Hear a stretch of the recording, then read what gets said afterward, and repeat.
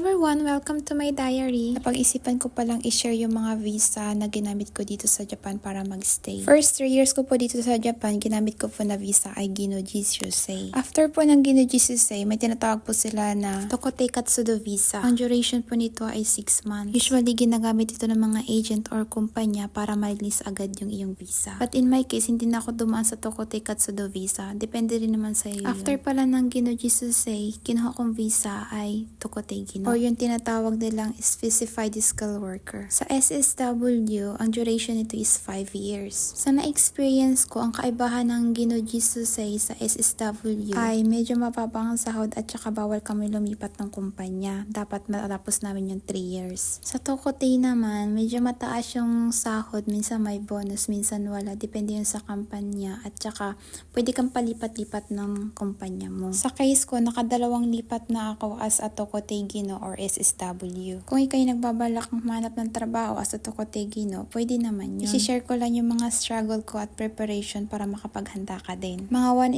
1.5 month or 2 months, wala ka pa niyang trabaho kasi paprocess yun yung mga papers mo. If I were you, dapat meron kang 20 to 30 lapad, more pa. Depende kasi yun sa kumpanya. May mga kumpanya kasing hindi nila shoulder yung mga gamit mo, yung paglipat mo ng mga gamit.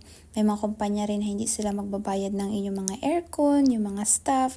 Depende talaga sa kumpanya. Kaya mas better na mas marami kang ipon, mas prepared ka. Dapat kompleto yung documents mo. Ito pala yung mga kailangan mo mga documents. Ito yung certificate na nakuha mo nung ikaw ay trainee pa. Resume na ang Japanese version. Kung wala ka nito, mag-ask ka sa agent mo. Ay no, tutulungan ka nila kung paano gumawa. Ito rin yung makukuha mo nung ikaw ay trainee pa. Japanese language certificate. Depende pa din sa agent kung gusto nila ng English version na resume. Genseng Shomesho, usually binibigay ito end of the year. Pero kapag umalis ka sa kumpanya, bibigyan ka naman nila. Nozai Shomesho, ito yung katunayan na nagbabayad ka ng tax. Makukuha mo ito sa iyong nearest city office.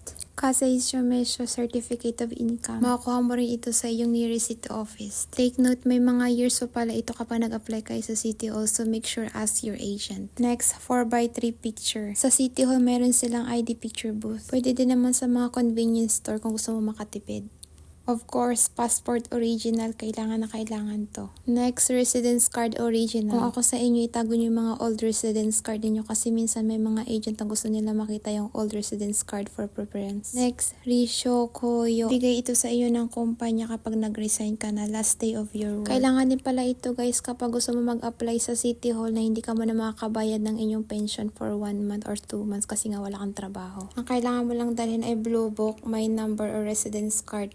Tapos ang resignation certificate from your company. Next, Ninkin Techo, yung tinatawag nilang Blue Book. Kapag okay na lahat, nakapasa ka na at nagsabi na yung agent mo na okay ka na, pwede ka na mag-jump sa next step. Taishoku Todoke. Ito yung i-apply mo sa City Hall kapag aalis ka na dyan sa tinitirahan. Pero dapat tatanungin mo na ang iyong new agent kung kailan ka pwedeng pumunta doon sa new place mo. Kasi may expiration kapag nag-apply ka ng Taishoku Todoke. Dapat nisyo kang inaini na kapag Tenyo Todoke ka na. Tenyo Todoke means moving in. For example, nag-Taisho Todoke ka ng December 1, dapat before mag-December 14, nag-Tenyo Todoke ka na. Anong mga kailangan kapag nag-Taisho Todoke at Tenyo Todoke? My number at residence card. Kapag mayroon ka ng mga ito, mabilis lang yung process at hindi ka na magbayad ng certificate. Pero kapag wala kang may number, may bibigay sila sa yung certificate na dapat mong i-present kapag nag-Tenyo Todoke ka na. Next, magpapalit ng address sa Yubin Kyoku or post office. Nakadepende naman sa iyo guys. Pwede mo naman gawin to sa internet. Pero kasi ako ayoko ng Bintoksay kaya pumunta na lang ako sa nearest Yubin Kyoku or post office. Sorry sa video natin guys, for background lang po to. Ito po ay na-experience ko lang. Kung iba po yung na-experience nyo, sana experience kayo, wala na po ako doon. Sana po nakatulong ang aking short video. Kung may mga tanong po kayo, just ask me. Sasagutin ko po kayo sa abot ng aking makakaya. You're welcome. Good night.